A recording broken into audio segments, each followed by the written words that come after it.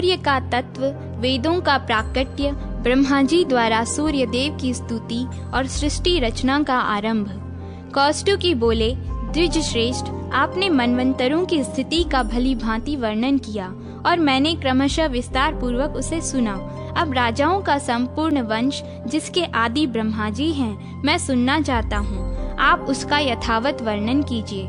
मार्कंडेय जी ने कहा, वत्स, प्रजापति ब्रह्मा जी को आदि बनाकर जिसकी प्रवृत्ति हुई है तथा जो संपूर्ण जगत का मूल कारण है, उस राजवंश का तथा उसमें प्रकट हुए राजाओं के चरित्रों का वर्णन सुनो। जिस वंश में मनु, इक्ष्वाकु, अनरण्य, भगीरथ तथा अन्य सैकड़ों राजा, जिन्होंने पृथ्वी का पालन किया था, उत्पन्न हुए थे, वे सभी धर्मज्ञ, यज्ञकर्ता, शूरवीर तथा परम तत्व के ज्ञाता थे। ऐसे वंश का वर्णन सुनकर मनुष्य समस्त पापों से छूट जाता है। पूर्व काल में प्रजापति ब्रह्मा ने नाना प्रकार की प्रजा को उत्पन्न करने की इच्छा लेकर दाहिने अंगूठे से दक्ष को उत्पन्न किया और बाएं अंगूठे से उनकी पत्नी को प्रकट किया। दक्ष के अदिति नाम की एक सुंदर कन्या उत्पन्न हुई, जिसके गर्भ से कश्यप ने भगवान सूर्य को जन्म दिया। कौष्टुकी ने पूछा, भगवान, मैं भगवान सूर्य के यथार्थ स्वरूप का वर्णन सुनना चाहता हूँ। वे किस प्रकार कश्यप जी के पुत्र हुए? कश्यप और अदिति ने कैसे उनकी आराधना की? उनके यहाँ अवतीर्ण हुए भगवान सूर्य का कैसा प्रभाव है? ये सब बातें मुझे यथार्थ रूप से बतलाइए। मार्कंडेय जी बोले, ब्राह्मण, पहले यह संपूर्ण लोक प्रभा और प्रकाश से रहित था। चारों ओर घोर अंधकार घेरा डाले हुए था। उस समय परम कारण स्वरूप एक अविनाशी एवं बृहत अंड का प्रकट हुआ। उसके भीतर सबके प्रपितामह, जगत के स्वामी, लोकसृष्टा, कमल योनि साक्षात ब्रह्मा जी विराजमान थे। उन्होंने उस अंड का भेदन किया। महामुने, उन ब्रह्मा जी के मुख से ओम यह महान शब्द प्रकट हुआ। उससे पहले भू, फिर भुवः, तदनंतर स्वः, ये 3 भ्रातियां उत्पन्न हुईं, जो भगवान सूर्य का स्वरूप हैं। ओम इस स्वरूप से सूर्य देव का अत्यंत सूक्ष्म रूप प्रकट हुआ। उससे मह, यह स्थूल रूप हुआ। फिर उससे जन, यह स्थूलतर रूप उत्पन्न हुआ। उससे तप और तप से सत्य प्रकट हुआ। इस प्रकार ये सूर्य के 7 स्वरूप स्थित हैं, जो कभी प्रकाशित होते हैं और कभी अप्रकाशित रहते हैं। ब्राह्मण, मैंने ओम यह रूप बताया है, वह सृष्टि का आदि अंत, अत्यंत सूक्ष्म एवं निराकार है। वही परब्रह्म तथा वही ब्रह्म का स्वरूप है।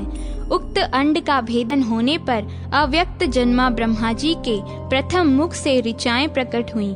उनका वर्ण जपा कुसुम के समान था। वे सब तेजोमयी, एक दूसरी से पृथक तथा रजोमय रूप धारण करने वाली थी। तत्पश्चात ब्रह्मा जी के दक्षिण मुख से यजुर्वेद के मंत्र अबाध रूप से प्रकट हुए। जैसा सुवर्ण का रंग होता है, वैसा ही उनका भी था। वे भी एक दूसरे से पृथक पृथक थे। फिर परमेष्ठी ब्रह्मा के पश्चिम मुख से सामवेद के छंद प्रकट हुए। संपूर्ण अथर्ववेद, जिसका रंग भ्रमर और कंजल राशि के समान काला है तथा जिसमें अभिचार एवं शांति कर्म के प्रयोग हैं, ब्रह्मा जी के उत्तर मुख से प्रकट हुआ। उसमें सुखमय सत्व गुण तथा तमोगुण की प्रधानता है। वह घोर और सौम्य रूप है। ऋग्वेद में रजोगुण की, यजुर्वेद में सत्व गुण की, सामवेद में तमोगुण की तथा अथर्ववेद में तमोगुण एवं सत्यगुण की प्रधानता है। ये चारों वेद अनुपम तेज से देदीप्यमान होकर पहले की ही भांति पृथक पृथक स्थित हुए। तत्पश्चात वह प्रथम तेज, जो ओम के नाम से पुकारा जाता है, अपने स्वभाव से प्रकट हुए ऋग्वेद में तेज को व्याप्त करके स्थित हुआ। महामुने, इसी प्रकार उस प्रणव रूप में तेज ने यजुर्वेद एवं सामवेद में तेज को भी आवृत किया। इस प्रकार उस अधिष्ठान स्वरूप परम तेज ओमकार में चारों वेद में तेज एकत्व को प्राप्त हुए। ब्राह्मण, तदनंतर वह पूंजीभूत उत्तम वैदिक तेज परम तेज प्रणव के साथ मिलकर जब एकत्व को प्राप्त होता है, तब सबके आदि में प्रकट होने के कारण उसका नाम आदित्य होता है। महाभाग, वह आदित्य ही इस विश्व का अविनाशी कारण है। प्रातः काल, मध्याह्न तथा अपराह्न काल में आदित्य की अंगभूत वेद त्रयी ही, से क्रमशः ऋग, यजु और साम कहते हैं, तपती है। पूर्वांग में ऋग्वेद, मध्याह्न में यजुर्वेद तथा अपराह्न में सामवेद तपता है। इसीलिए ऋग्वेदोक्त शांति कर्म पूर्वांग में, यजुर्वेदोक्त पौष्टि कर्म मध्याह्न में तथा सामवेदोक्त अभिचारिक कर्म अपराह्न काल में निश्चित किया गया है। आभिचारिक कर्म मध्याह्न और अपराह्न दोनों कालों में किया जाता है। पितरों के श्राद्ध आदि कार्य अपराह्न काल में ही सामवेद के मंत्रों से करने चाहिए। सृष्टि काल में ब्रह्मा ऋग्वेदमय, पालन काल में विष्णु यजुर्वेदमय तथा संहार काल में रुद्र सामवेदमय कहे गए हैं। अतएव सामवेद की ध्वनि अपवित्र मानी गई है। इस प्रकार भगवान सूर्य वेदात्मा, वेद में स्थित वेद विद्या स्वरूप तथा परम पुरुष कहलाते हैं। वे सनातन देवता सूर्य ही रजोगुण और सत्व गुण आदि का आश्रय लेकर क्रमशः सृष्टि, पालन और संहार के हेतु बनते हैं और इन कर्मों के अनुसार ब्रह्मा, विष्णु आदि नाम धारण करते हैं। वे देवताओं द्वारा सदा स्तवन करने योग्य हैं, वेद स्वरूप हैं, उनका कोई पृथक रूप नहीं है। वे सबके आदि हैं, संपूर्ण मनुष्य उन्हीं के स्वरूप हैं। विश्व की आधारभूता ज्योति वे ही हैं। उनके धर्म अथवा तत्व का ठीक ठीक ज्ञान नहीं होता।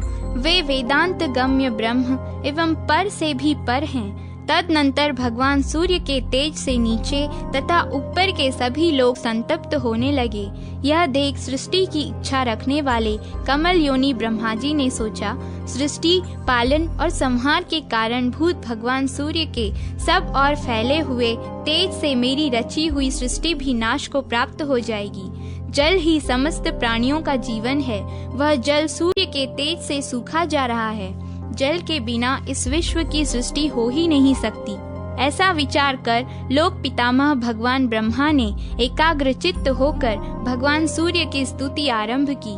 ब्रह्मा जी बोले, यह सब कुछ जिनका स्वरूप है, जो सर्वमय है, संपूर्ण विश्व जिनका शरीर है, जो परम ज्योति स्वरूप हैं तथा योगी जन जिनका ध्यान करते हैं, उन भगवान सूर्य को मैं नमस्कार करता हूँ, जो ऋग्वेदमय है, यजुर्वेद के अधिष्ठान है, सामवेद की योनि है, जिनकी शक्ति का चिंतन नहीं हो सकता, जो स्थूल रूप में 3 वेदमय हैं और सूक्ष्म रूप में प्रणव की अर्धमात्रा हैं तथा जो गुणों से परे एवं परब्रह्म स्वरूप हैं, उन भगवान सूर्य को मेरा नमस्कार है।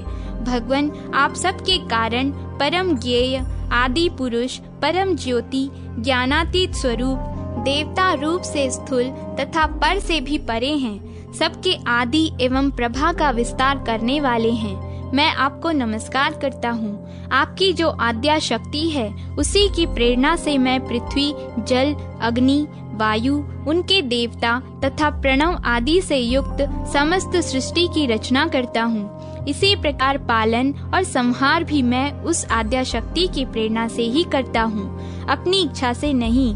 भगवान, आप ही अग्नि स्वरूप हैं। आप जब जल सोख लेते हैं, तब मैं पृथ्वी तथा जगत की सृष्टि करता हूँ। आप ही सर्वव्यापी एवं आकाश स्वरूप हैं तथा आप ही इस पाश्च भौतिक जगत का पूर्ण रूप से पालन करते हैं। सूर्य देव परमात्म तत्व के ज्ञाता, विद्वान पुरुष, सर्वज्ञमय विष्णु स्वरूप आपका ही यज्ञों द्वारा यजन करते हैं तथा अपनी मुक्ति की इच्छा रखने वाले जितेंद्रिय यति आप सर्वेश्वर परमात्मा का ही ध्यान करते हैं। देव स्वरूप आपको नमस्कार है। यज्ञ रूप आपको प्रणाम है। योगियों के ध्येय पर ब्रह्म स्वरूप आपको नमस्कार है। प्रभु, मैं सृष्टि करने के लिए उद्धत हूँ और आपका यह तेज पुंज सृष्टि का विनाशक हो रहा है, अतः अपने इस तेज को समेट लीजिए। मार्कंडेय जी कहते हैं, सृष्टिकर्ता ब्रह्मा जी के इस प्रकार स्तुति करने पर भगवान सूर्य ने अपने महान तेज को समेटकर स्वल्प तेज को ही धारण किया। तब ब्रह्मा जी ने पूर्व कल्पांतरों के अनुसार जगत की सृष्टि आरंभ की। महामुने, ब्रह्मा जी ने पहले की ही भांति देवताओं, असुरों, मनुष्यों, पशु पक्षियों, वृक्ष लताओं तथा नरक आदि की भी सृष्टि की।